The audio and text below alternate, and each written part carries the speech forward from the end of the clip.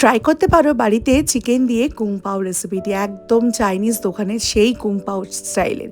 তো এর জন্য বোনলেস চিকেন থাই বা ব্রেস্ট নিয়ে নাও, স্বাদ অনুযায়ী নুন, একটু আজিনামটো, সামান্য গোলমরিচ, একটু সয়া সস, একটু ভিনিগার, সবই হাফ টিস্পুনের মতো।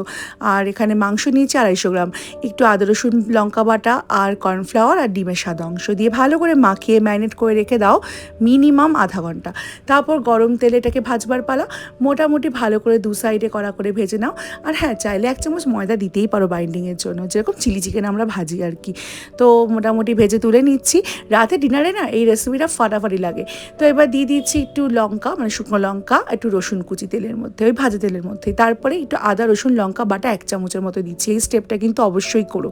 তারপরে এই কেটে রাখা সবজিগুলো, মানে পেঁয়াজ, ক্যাপসিকাম, লঙ্কা, টমেটো বা বেল পেপার, ওগুলো দিয়ে আর একটু ভিনিগার, যেরকম সস দেয়, soya sauce, tomato sauce, chilli sauce, red chilli sauce, garlic sauce থাকলে সেটাও দিতে পারো।